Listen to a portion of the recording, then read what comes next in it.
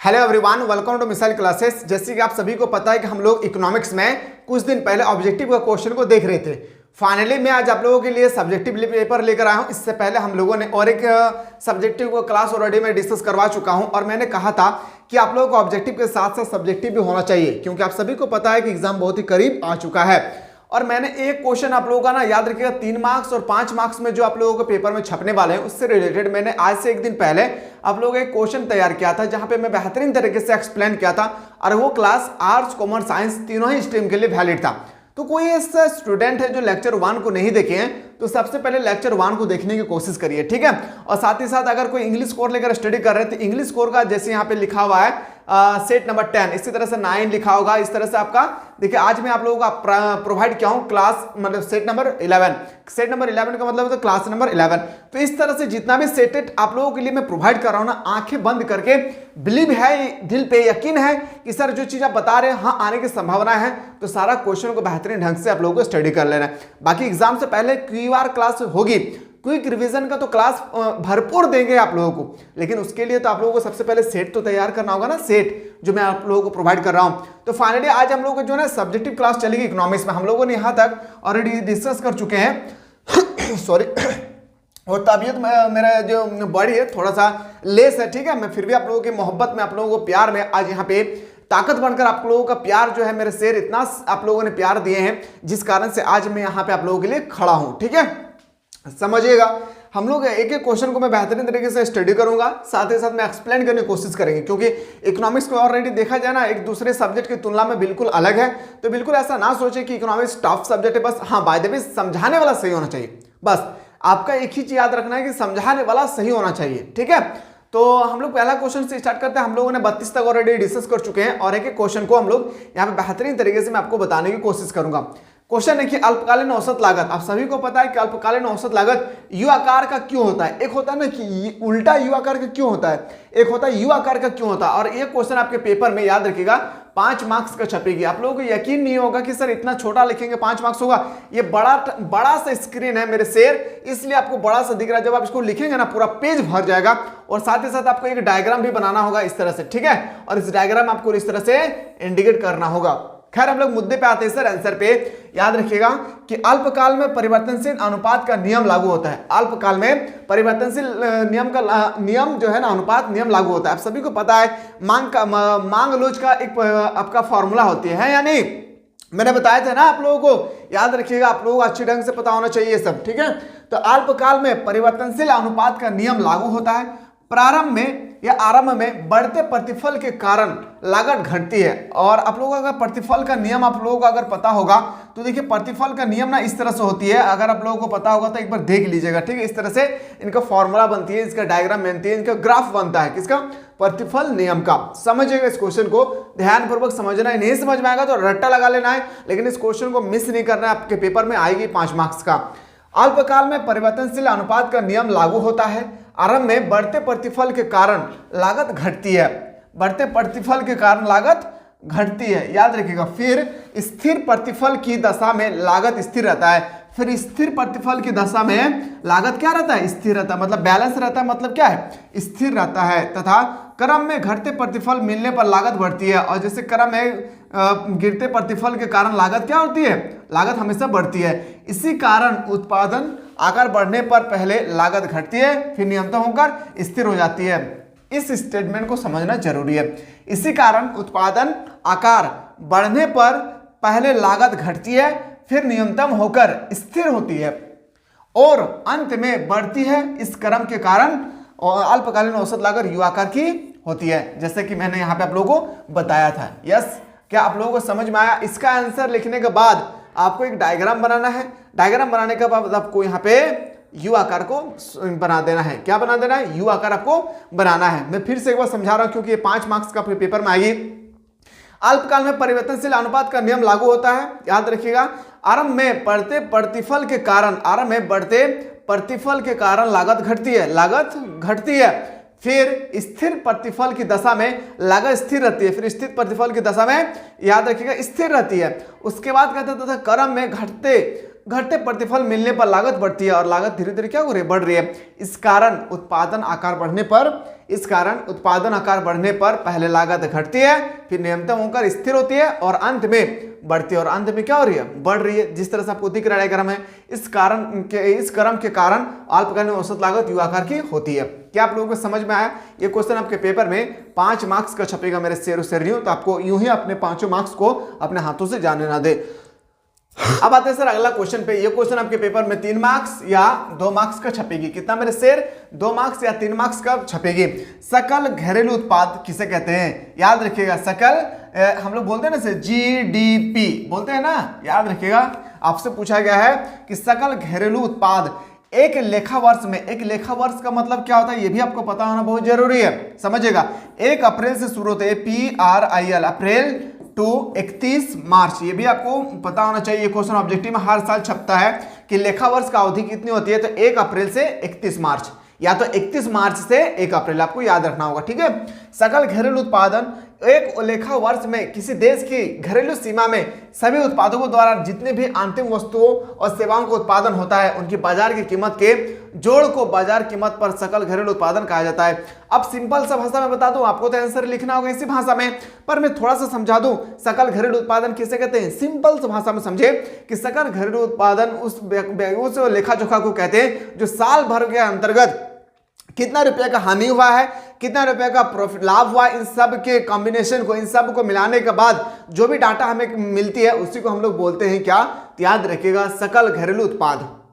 हम लोग बोलते हैं ना 1 अप्रैल से 31 मार्च, मतलब एक साल के अंदर में कितना रुपया का हमें लॉस हुआ है, कितना रुपया का मुझे प्रॉफिट हुआ है, कितना रुपया मैं मजदूरों को दिया हूं, कितना सेवा किया हूं, कितना बचत हुई है, इसी को लेखा जोखा को डाटा को ही हम लोग बोलते हैं, याद रखिएगा क्या, सकल घरेलू उत्पाद। ये क्वेश्चन आपके पेपर में 2 या 3 मार्क्स का आएगा, आपको इसी तरह से डिफाइन करना है जिस तरह से मैंने आप लोगों को अभी जस्ट बताया हूं। क्वेश्चन नंबर नेक्स्ट है, अच्छा एक बार बता दीजिएगा कि आप लोगों को सब्जेक्टिव क्लास चाहिए या ऑब्जेक्टिव, एक बार दोनों बता दीजिए, या आप लोगों को दोनों चाहिए ये भी बताइए, क्योंकि देखिए 2 दिन से हम लोग को ऑब्जेक्टिव क्लास नहीं हो रही है, क्योंकि ऑब्जेक्टिव भी तो हम लोग को देखना होगा, क्योंकि 30 में से 30 क्वेश्चन का आंसर हम लोग को सही करना है। और मैं जितना भी क्वेश्चन में तैयार किया हूं ना, याद रखिएगा सब्जेक्टिव में पूरे साल भर में क्या पढ़े क्या नहीं वो आप जानते होंगे बेहतर, लेकिन मेरे अनुसार यहाँ पे जितना इंपॉर्टेंट क्वेश्चन है ना, यहाँ पे आपका इसके अलावा कहीं नहीं मिलने वाला है आपको, ठीक है।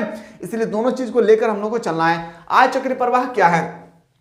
आय चक्रीय प्रवाह, what is the circular flow of income, क्या है समझिएगा। मैं दोनों ही लैंग्वेज में लेकर आया, कोई अगर इंग्लिश से तो इंग्लिश वाले देखेंगे, हिंदी से हिंदी में देखेंगे। आय का चक्रीय प्रवाह से मतलब अर्थव्यवस्था के विभिन्न क्षेत्र में, अर्थव्यवस्था के आय चक्रीय प्रवाह का मतलब यह अर्थ होता है, क्या समझिएगा। आय का चक्रीय प्रवाह से मतलब अर्थव्यवस्था में या अर्थव्यवस्था के विभिन्न क्षेत्रों में मौद्रिक आय के प्रवाह या वस्तु और सेवाओं के चक्रीय रूप में प्रवाह से है, इसी को हम लोग बोलते हैं क्या, याद रखिए चक्रीय प्रवाह। ये क्वेश्चन आपके पेपर में 3 मार्क्स का आएगा, तो आपको इसी तरह से डिफाइन करना है जिस तरह से मैं बता रहा हूं। फिर से एक बार ध्यान से समझिए, क्योंकि ये क्वेश्चन बहुत ही इंपॉर्टेंट होगी आपके फाइनल एग्जाम के रिगार्डिंग।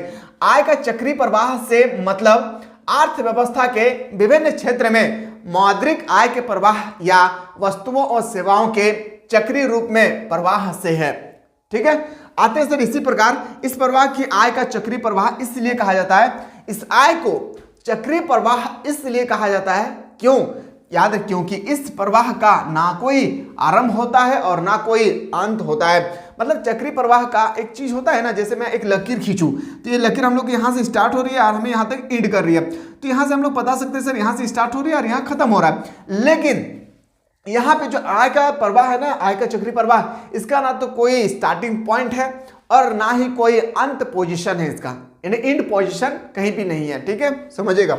इस प्रकार के आय का चक्रीय प्रवाह इसलिए कहा जाता है क्योंकि इस प्रकार प्रवाह का ना तो कोई आरंभ होता है और ना ही कोई अंत होता है, यह निरंतर एक चक्र के रूप में प्रभावित होता है, यह निरंतर एक चक्र के रूप में क्या रहती है, प्रभावित होता रहता है। इसी को हम लोग बोलते हैं आय का चक्रीय प्रवाह। क्या आप लोगों को समझ में आया? इस तरह से कोई भी क्वेश्चन आएंगे तो आप लोग इजीली से कर लेंगे आप। चलिए सर अगला क्वेश्चन पे आते हैं, व्यक्तित्व प्रायोजन आय क्या है, what is a personal disposable income. अब इंग्लिश में समझने में ना बहुत इजी होता है इसका, क्योंकि ये इंग्लिश हिंदी में देखते ही हमें लग रहा है कि तो हम अजीब सा वर्ड देख रहे हैं, बिल्कुल नहीं। What is the personal disposable income, क्या है, पर्सनल के लिए एक व्यक्तिगत के लिए व्यक्तिगत प्रयोजन आय क्या है? व्यक्तिगत प्रयोजन आय वह आय है जो व्यक्ति को सभी स्रोतों से प्राप्त होती है। व्यक्तिगत आय मतलब मान लेते हैं कि मैं कोई बिजनेसमैन हूं, मैं यहाँ पे लगाया हूँ 10 रुपया, यहाँ पे लगाया हूँ 20 रुपया और यहाँ पे मैंने लगाया एग्जाम्पल कि 30 रुपया। अब इनसे मुझे 1 रुपया मिल रहा है, इनसे मुझे 2 रुपया मिल रहा है और इनसे मुझे 3 रुपया मिल रहा है। तो इन सब के कलेक्ट को ही हम लोग बोलते हैं व्यक्तिगत इनकम, पर्सनल डिस्पोजेबल इनकम, इसी को कहते हैं साधारण भाषा में। और ये क्वेश्चन भी आपके पेपर में 2 मार्क्स का छपेगी, समझिएगा फिर से। व्यक्तिगत प्रयोजन आय वह आय है जो व्यक्तियों के या व्यक्तियों को सभी स्रोतों से प्राप्त होती है तथा सरकार द्वारा आरोपित करों को भुगतान के बाद व्यक्ति के पास बचती है। मतलब ये सब हमें कब मिलेगी? जब हम सरकार को टैक्स चुका देंगे, उसके बाद जो हमारे पास पैसा होगी, इसको हम लोग बोलते हैं व्यक्तिगत प्रयोजन। मतलब जिसको हम लोग प्रॉफिट कहते हैं ना, बस सोचिए कि उसी को हम लोग व्यक्तिगत प्रयोजन कहते हैं। Disposable, personal disposable income. क्या आप लिख पाएंगे या नहीं, एक बार जरूर बताइएगा, ठीक है। क्वेश्चन है कि सकल राष्ट्रीय उत्पादन, अभी हम लोग देखे थे सकल घरेलू उत्पादन, यस या नो, हम लोग देखे थे ना सर जीडीपी। अब हम लोग देखने वाले से जीएनपी, याद रखिएगा, ग्रॉस नेशनल प्रोडक्ट। क्या देखना है? Gross national product. What is GNP? और ये सब क्वेश्चन को आप हल्के पे ना ले। ये जो जीडीपी है, जीएनपी है, इस सब क्वेश्चन को थोड़ा सा भी हल्के पे नहीं लेना है, नहीं तो बाद में इतना पछतावा होगा मेरे शेर शेरनियों, तब आप एग्जाम देकर लौटेंगे तो एहसास होगा। इसलिए आप ये प्रेजेंट टाइम में ध्यान से देखना है। सकल राष्ट्रीय उत्पादन, जीएनपी किसे कहते हैं? ग्रॉस नेशनल प्रोडक्ट किसे कहते हैं? सकल राष्ट्रीय उत्पादन एक देश की घरेलू सीमा में सामान्य निवासियों द्वारा एक लेखा वर्ष में उत्पादित अंतिम वस्तुओं तथा सेवाओं के बाजार मूल्य एवं विदेशी से प्राप्त शुद्ध साधन का आय जोड़ा जाता है। देखिए यहाँ पे जो जीएनपी जो लगा हुआ है ना, एन याद रखिएगा, नेशनल होता है, राष्ट्रीय होता है, ठीक है। तो यहाँ पे शुद्ध आय का जोड़ा जाता है। जैसे जीएनपी, इसको नहीं देखना है, GNP equal to GDP plus विदेशी से शुद्ध आय। अभी मैंने बात कर रहा था ना, इससे पहले आप लोगों को क्वेश्चन में बताया था आप लोगों को जीडीपी के बारे में, यस या नो, याद रखिएगा जीडीपी के मैंने बताया था। अब जीडीपी जो है इसको हम लोग अगर डिफाइन करें, इसको अगर परिभाषा देने के लिए कहा जाए तो जीडीपी बोलते हैं सर एक देश के अंतर्गत एक लेखा वर्ष मतलब 31 मार्च से 1 अप्रैल या 1 अप्रैल से 31 मार्च, 1 अप्रैल से 31 मार्च के अंतर में जो भी लाभ नुकसान मतलब हानि जो भी हुई है, इन सब को मिलाने के बाद जो भी पैसा मेरा बची है, उसी को हम लोग बोलते हैं क्या? उसी का अंतर्गत हम लोग रखते हैं जीडीपी को। किसको रखते हैं मेरे शेर शेरनियों? जीडीपी को रखते हैं। इसी के ऑपोजिट आपको देखना है क्या कि हम भारत में तो हम लोगों का जो जीडीपी है वो तो रहेगा ही। जीएनपी का अगर आपको निकालना है जीएनपी, तो जीएनपी समझ, जीएनपी अगर निकालना रहेगा तो कैसे निकालेंगे? बहुत सिंपल सा है, बहुत ही सिंपल सा लॉजिक है। क्या? तो जीएनपी निकालने के लिए जीडीपी का होना जरूरी है। जीडीपी तो हमारे देश के अंतर में हो रही है, हमारे देश का मतलब एक लेखा जोखा के अंतर्गत हो रही है। अब प्लस कर देना है विदेशों से, जो भी हम प्रोडक्ट विदेश ले जाते हैं बेचने के लिए, ले जाते हैं ना। अब हंस रहे जी, आप नहीं लेके हैं इसलिए हंस रहे हैं, चलिए कोई बात नहीं है, ठीक है। खैर हम लोग बनेंगे उस तरह हम लोग बनेंगे तो जरूर हमारे सामान, हमारे प्रोडक्ट जो है विदेश जाकर बिकेगी, ठीक है। उस कदर हम लोग को बनना पड़ेगा पहले। तो जीडीपी जो हम लोग का देश का अंतर्गत जो भी लेखा जोखा वो होकर जो भी मेरा प्रॉफिट या लॉस जो भी हुआ है वो तो रहेंगे ही रहेंगे। इसके अलावा विदेशों से, क्या?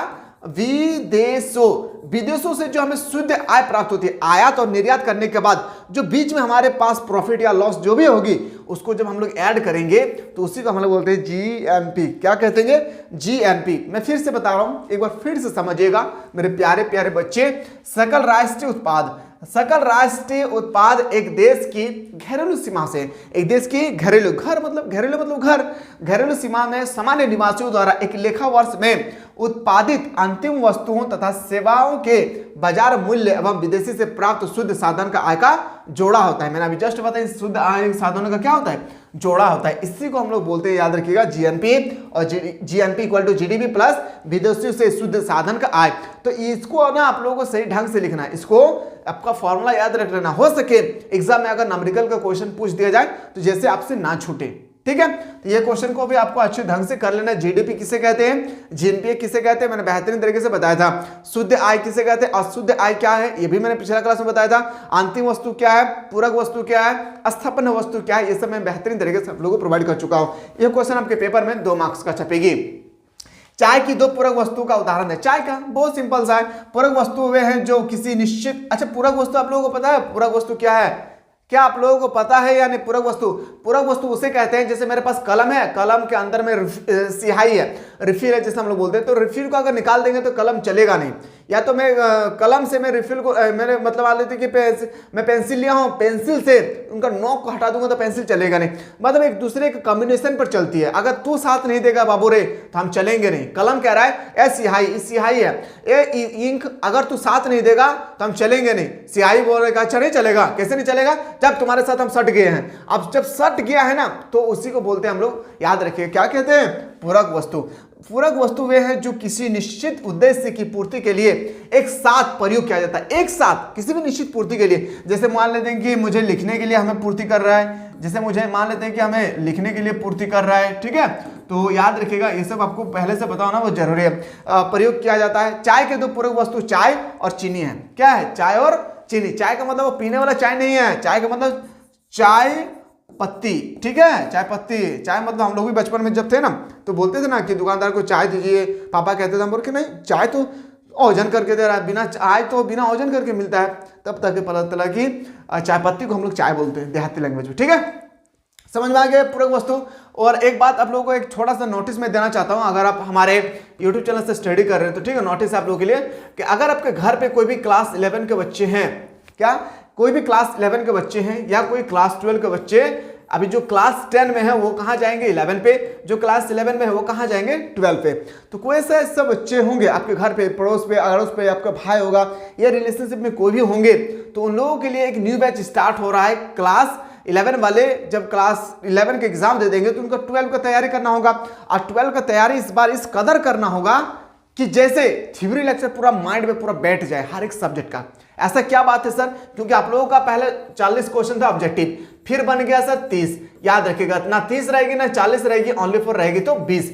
अब 20 क्वेश्चन अगर ऑब्जेक्टिव रहेगी तो 80 मार्क्स कहां पे मिलेगा हम लोगों को? तो बताएंगे सर सब्जेक्टिव में। और सब्जेक्टिव को बेहतरीन तरीके से डील कर पाएंगे तो बताएंगे सर वो जिनके अंदर में पूरा चैप्टर का नॉलेज हो। तो इसीलिए मेरे अकॉर्डिंग, जैसे मेरे एप्लीकेशन के माध्यम से जो भी स्टूडेंट्स पढ़ रहे हैं मैं खास करके उनको बता रहा हूं, और जैसे कि मैंने आप लोगों को सबसे पहले चैप्टर को एक्सप्लेन किया, चैप्टर को बेहतरीन तरीके से समझाया, चाहे 1 दिन लगे चाहे 2 दिन। उसके बाद मैंने उस चैप्टर से रिलेटेड ऑब्जेक्टिव क्वेश्चन करवाया था, फिर उसी चैप्टर से रिलेटेड मैं सब्जेक्टिव क्वेश्चन करवाया था। और सब्जेक्टिव में भी हम लोग 3 तरह का कैटेगरी के क्वेश्चन देखे थे, very short question, long question. और अगर कोई इकोनॉमिक्स लिया है तो मैंने हम लोग न्यूमेरिकल के क्वेश्चन को डिस्कस किए थे। कोई जियोग्राफी लिए थे, मैंने मैथ सेक्शन से रिलेटेड क्वेश्चन बताया था आप लोगों को। तो इसी तरह से ना क्लास 11 के बच्चे जो क्लास 12 में आप जाने वाले हैं 2024 में ही जाएंगे, उन लोगों के लिए बैच स्टार्ट हो रहा है अप्रैल माह से। याद रहे कहां से? अप्रैल माह से। कोई भी आपके घर के बच्चे होंगे तो उनको बता दीजिएगा कि आप 399 रुपए में आर्ट्स की ऑल सब्जेक्ट का बेहतरीन तरीके से आप तैयारी कर सकते हैं। क्या मेरे शेर शेरनियों? आर्ट्स की ऑल सब्जेक्ट का एक बार आपको फी पे करना है। अब पूरे साल भर, पूरे 12 महीना रगड़ कर स्टडी करा जाएगा यहाँ पे, ठीक है। क्या? रगड़ कर स्टडी करा जाएगा। 1 अप्रैल से हमारे एप्लीकेशन पे रजिस्ट्रेशन स्टार्ट हो रही है। आपके घर के अगल बगल में कोई भी होगी तो जरूर बता दीजिएगा, ठीक है। ये हमारे टेक्निकल टीम को व्हाट्सएप नंबर है, इस नंबर के माध्यम से उनको बता दीजिएगा कि व्हाट्सएप करके हमारी टीम से बात कर सकती है, ठीक है। और कोई भी ऐसे स्टूडेंट है जो क्लास 11 में प्रेजेंट टाइम में है, उनको सही प्लेटफॉर्म नहीं मिल रही है, तो बता दीजिएगा क्लास 11 के लिए इकोनॉमिक्स का स्पेशल और इंग्लिश कोर का स्पेशल क्लास ऑलरेडी स्टार्ट हो चुकी है।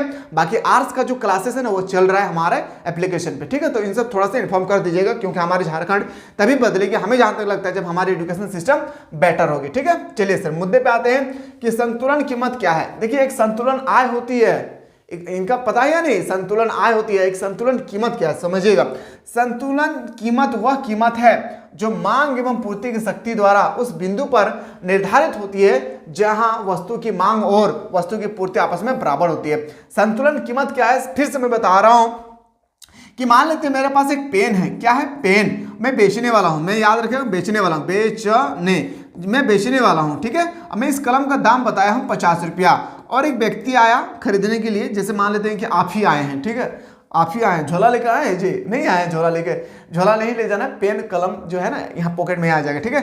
तो पेन आप खरीदने वाले, आप क्या है? एक खरीदने वाले। आप आप बता रहे ना इस कलम को 50 रुपये में नहीं दूंगा, दीजिएगा तो दीजिए, नहीं तो 40 रुपये में मेरे पास पैसा है, 40 रुपये ही दे पाऊंगा।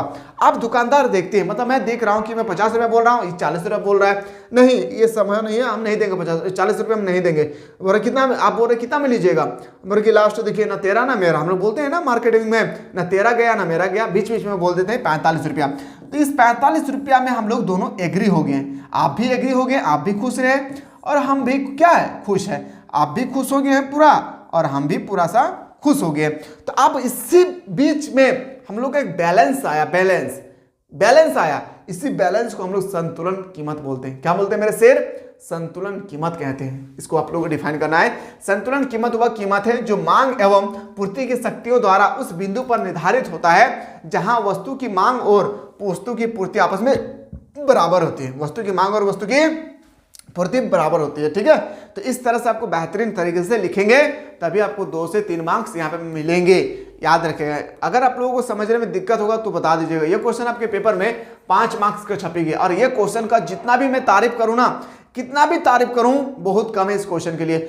पूर्ण प्रतियोगिता एवं एकाधिकार प्रतियोगिता में अंतर स्पष्ट करना है। और जब भी अंतर वाले क्वेश्चन आए ना मेरे प्यारे बच्चे, याद रखिएगा अंतर हमेशा आपको इस तरह से लिखना है, जिस तरह से मैं लिख कर रहा हूं ना इस तरह से आपको नहीं लिखना है, इस तरह से आपको आंसर लिखना है। एक तरफ लिखना है सर एक पूर्ण प्रतियोगिता, एक तरफ लिखना है एकाधिकार प्रतियोगिता। जब इस तरह से लिखेंगे ना तो उनको लगेगा कि पहला वाला अगर याद करेंगे तो दूसरा वाला ऑटोमेटिक याद होते चला जाएगा। जैसे पहला पूर्ण प्रतियोगिता एवं एकाधिकार प्रतियोगिता निम्नलिखित अंतर है। पॉइंट नंबर 1, पूर्ण प्रतियोगिता में वस्तु विभेद नहीं होती है। पूर्ण प्रतियोगिता में मैं पहले भी बता चुका हूं, पूर्ण प्रतियोगिता में वस्तु विभेद नहीं होती है, जबकि एकाधिकार प्रतियोगिता में मिलती जुलती वस्तु का उत्पादन होती है। जैसे मैं मान के चलता कलम बनाया तो मैं स्याही भी बनाया हूं, तो इसको हम लोग बोलते हैं, याद रखिएगा, एकाधिकार प्रतियोगिता। लेकिन यहां पे मैं अगर कलम बनाया हूं तो मैं स्याही नहीं बनाऊंगा, इसको हम लोग बोलते हैं सर, याद रखिएगा, पूर्ण प्रतियोगिता। क्या बोलते हैं? पूर्ण प्रतियोगिता बाजार या पूर्ण प्रतियोगिता उत्पादन। पूर्ण प्रतियोगिता में वस्तु विभेद नहीं होती है, मतलब अलग अलग वस्तु यहाँ पे नहीं बनाए जाते। अगर मेरे दुकान पे, मेरे फैक्ट्री में अगर एसी बन रहा है तो सिर्फ एसी ही में बनाऊंगा। अगर मेरे दुकान पे मान रहे थे चॉकलेट बना रहे तो सिर्फ एक ही प्रकार के चॉकलेट, मंच चॉकलेट का ही। आपके मुंह से पानी आ रहा है? पानी नहीं आएगा, टेंशन मत लीजिए। मैं एक ही प्रकार का अगर चॉकलेट बना रहा हूं तो मैं एक ही कंपनी का चॉकलेट बनाऊंगा। लेकिन एक अधिकार प्रतियोगिता में क्या होता है, अलग अलग कंपनी का भी चॉकलेट बनाया जाता है। ठीक है, आपको पहला डिफाइन पता चल गया होगा। ठीक है, क्वेश्चन नंबर पॉइंट 2, पूर्ण प्रतियोगिता बाजार का पूर्ण ज्ञान होता है। अब पूर्ण प्रतियोगिता बाजार में जो भी बाजार में जाते हैं बेचने के लिए या खरीदने के लिए, उनको पूर्ण ज्ञान होता है कि इस वस्तु का प्राइस कितना है, इसको खरीदना कैसे है, ये कैसे डाड़ी मारता है, डाड़ी मतलब ना तोलने में कैसे कमी करती है। तो इस तरह से उनको पहले से ही पता चल जाता है, जबकि एकाधिकार प्रतियोगिता में बाजार का पूर्ण ज्ञान नहीं होता। ये सबसे इंपॉर्टेंट है मेरे अकॉर्डिंग। एकाधिकार याद रखिएगा, पूर्ण प्रतियोगिता बाजार में बेचने वाले हो या खरीदने वाले उनको पूर्ण ज्ञान होती है बाजार के बारे में, लेकिन एकाधिकार बाजार में खरीदने वाले और ना ही बेचने वाले का पूर्णतः ज्ञान होती है। थोड़ा ज्ञान होती है लेकिन पूरी तरह से ज्ञान नहीं होती है। पॉइंट 3, पूर्ण प्रतियोगिता में साधनों में पूर्ण गतिशीलता पाई जाती है। पूर्ण प्रतियोगिता में साधनों में पूर्ण गतिशीलता पाई जाती है, जबकि एकाधिकार प्रतियोगिता में साधनों की गतिशीलता अपूर्ण होती है। इसमें गतिशीलता पाई जाती है, इसमें गतिशीलता नहीं पाई जाती है। पॉइंट 4 में आते हैं सर, पूर्ण प्रतियोगिता में AR एवरेज रेवेन्यू और मार्जिनल रेवेन्यू बराबर होती है। और ये क्वेश्चन ऑब्जेक्टिव में एक बार नहीं कई बार अभी तक पूछा जा चुका है, याद रखिएगा। Average revenue equal to marginal revenue equal होता है कहां पे? तो पूर्ण प्रतियोगिता बाजार में। ठीक है, पूर्ण प्रतियोगिता बाजार में AR और MR बराबर होते हैं तथा X अक्ष के बराबर होती है। और क्या होता है? X अक्ष के बराबर होती है। अब X अक्ष है क्या सर? तो इसको हम लोग बोलते हैं सर, याद रखिएगा, इसको हम लोग X अक्ष बोलते हैं। क्या बोलते हैं? इसको X अक्ष, इसको Y अक्ष, यहाँ पे 0 होती है। तो मतलब X अक्ष के क्या होती है? बराबर होती है, जिस तरह से मैं आपको यहाँ पे अच्छे ढंग से दिखा रहा हूं। जबकि एकाधिकार प्रतियोगिता में AR याद रखिए एवरेज रेवेन्यू और MR रेवेन्यू एकाधिकार प्रतियोगिता अधिक लोचपूर्ण होता है। और इसमें क्या होता है? याद रखिए क्या होती है? लोचपूर्ण, या हम लोग बोल सकते हैं सर इसको, हम लोग ग्रेटर देन भी हम लोग इसको बोल सकते हैं। थोड़ा सा इसको भी आप लोगों को याद रखना है। ठीक है, मार्जिनल रेवेन्यू। ठीक है, तो इस तरह से आपको बेहतरीन तरीके से लिख लेना है। और हो सके ना, अगर आपके पास समय है तो अभी लिख लीजिए, नहीं तो कसम से बोल रहा हूं आपको ये क्वेश्चन रुलाएगा एग्जाम में जब लौटकर वापस आएंगे। तो क्वेश्चन नंबर नेक्स्ट हम लोग मूव करते हैं। बेहतरीन तरीके से समझाने की कोशिश करें अपने तरफ से। पूर्ति का नियम का उल्लेख करें। देखिए, एक होता है मांग का नियम, एक होता है पूर्ति का नियम। अब देखिए सप्लाई, आप मांग का नियम को पता है ना, मांग का नियम 3 मार्क्स का आएगा। मांग का नियम क्या है? मांग का नियम है कि जब अन्य पद समान रहने पर जब किसी वस्तु की कीमत बढ़ जाती है तो उसकी मांग घट जाती है, जब किसी वस्तु की कीमत घट जाती है तो उसकी मांग बढ़ जाती है। Higher the price lower the demand, lower the price higher the demand, that is called of demand. क्या आप लोगों को पता है इस परिभाषा को? ठीक, इसी को अपोजिट आते हैं supply. What is supply? Explain law of supply. अन्य बातें समान रहने पर वस्तु की कीमत वृद्धि पूर्ति को बढ़ाएगी, वस्तु की कीमत वृद्धि पूर्ति को बढ़ाएगी तथा वस्तु की कीमत में कमी पूर्ति को घटाएगी। याद रखिएगा, मैं फिर से बोल रहा हूं, उसको थोड़ा सा नोट डाउन कर लीजिए अभी अपने कॉपी पे। वस्तु की कीमत वृद्धि पूर्ति को बढ़ाएगी, वस्तु की कीमत वृद्धि पूर्ति को बढ़ाएगी, वस्तु की कीमत वृद्धि पूर्ति को बढ़ाएगी, वस्तु की कीमत वृद्धि में बार बार रिपीट कर रहा हूं, समझिएगा। वस्तु की कीमत वृद्धि पूर्ति को बढ़ाएगी तथा वस्तु की कीमत कमी में पूर्ति को घटाएगी। याद रखिएगा, अगर आपका कीमत बढ़ रही है तो पूर्ति भी बढ़ेगी, अगर आपका कीमत घट रही है तो पूर्ति भी घटेगी। इसी को हम लोग बोलते हैं सर पूर्ति का लॉ, पूर्ति का नियम। बस आपको इतना याद रख लेना है, बस और कुछ नहीं करना है। और इस प्रकार वस्तु तथा वस्तु की पूर्ति में प्रत्यक्ष तथा सीधा संबंध पाया जाता है, बस सेम टू सेम। जैसे मैं अगर मांग का नियम में बात करूं तो मांग का नियम में ना ऑपोजिट रिलेशन होता है। मांग बढ़ने पर वस्तु की कीमत घटती है, वस्तु की कीमत बढ़ने से मांग घटती है। इसमें ऑपोजिट हो रही है, अप डाउन हो रही है, लेकिन इसमें सेम। अगर बढ़ रही है तो दोनों साथ में, नहीं बढ़ रही है तो दोनों घट रही है। ठीक है, आशा करते हैं इसको भी समझ में आ गया होगा। क्वेश्चन नेक्स्ट बात है, पूर्ति लोच क्या है? अब यह क्वेश्चन बहुत इंपॉर्टेंट है, जितना भी तारीफ किया जाए इस क्वेश्चन का बहुत ही कम है। पूर्ति लोच क्या है इसको समझना भी बहुत जरूरी है। सिंपल सा, एकदम सिंपल सा है, और इस फॉर्मूला से रिलेटेड आपके पेपर में 4 मार्क्स का एक ऑब्जेक्ट आपका नंबरिकल क्वेश्चन आएगा। याद रखिए कितना मार्क्स का? 4 मार्क्स का एक नंबरिकल क्वेश्चन आएगा। क्या मेरे शेर शेरनियों? 4 मार्क्स का एक नंबरिकल क्वेश्चन आएगा, आपको सही तरीके से यहाँ पे आपको लिखना होगा। ठीक है, समझिएगा। पूर्ति की कीमत लोच किसी वस्तु की कीमत में प्रतिशत परिवर्तन। अगर ये फॉर्मूला पता है ना मेरे शेर, इस क्वेश्चन को चुटकी में सॉल्व करेंगे। हाँ मेरे शेर और शेरनियों, ये क्वेश्चन को चुटकी में सॉल्व करेंगे हम लोग। क्या? पूर्ति के लोच वस्तु की पूर्ति के लिए वस्तु की पूर्ति के आनुपातिक परिवर्तन, वस्तु की पूर्ति के आनुपातिक परिवर्तन बट्टा वस्तु की कीमत में आनुपातिक परिवर्तन। फॉर्मूला अगर पता है, आंसर सेम टू सेम निकल कर आएगा। कैसे समझिएगा? पूर्ति की कीमत लोच किसी वस्तु की कीमत में प्रतिशत परिवर्तन, किसी भी वस्तु की कीमत में प्रतिशत परिवर्तन के कारण पूर्ति में होने वाले प्रतिशत परिवर्तन की माप को ही हम लोग बोलते हैं क्या? याद रखिएगा, कीमत लोच या पूर्ति लोच कहते हैं। वस्तु की पूर्ति के आनुपातिक परिवर्तन, वस्तु की कीमत में आनुपातिक परिवर्तन। समझ में आ गया होगा? इस क्वेश्चन को सही ढंग से आप लोगों को देखना होगा। ठीक है, क्वेश्चन नंबर नेक्स्ट पे आते हैं सर। पूर्ण प्रतियोगिता और एक अधिकार में दो अंतर लिखिए। लिख के रख ले मेरे शेर और शेरनियों, ये क्वेश्चन आपके पेपर में 4 या 5 मार्क्स वाले जो एग्जाम में होगी वहां पे छपेगी। याद रखना है मेरे शेर। एक ही क्वेश्चन में यहाँ पे आपको बेहतरीन तरीके से इस क्वेश्चन को हम लोग नेक्स्ट क्लास में मैं बेहतरीन तरीके से आप लोगों को बताने की कोशिश करूंगा। कितना ऐसे स्टूडेंट्स है कि सर हम लोग नेक्स्ट क्लास में सब्जेक्टिव क्लास होना चाहिए, एक बार ना आप लोग जरूर कमेंट करें, ताकि मुझे पता चलेगा कि कितना ऐसे स्टूडेंट है जो इकोनॉमिक्स के सब्जेक्ट को लेकर इंटरेस्ट रखते होंगे। मिलते हैं इसी तरह से नया वीडियो में, तब तक लोग स्वस्थ रहे, मस्त रहे, पढ़ाई में व्यस्त।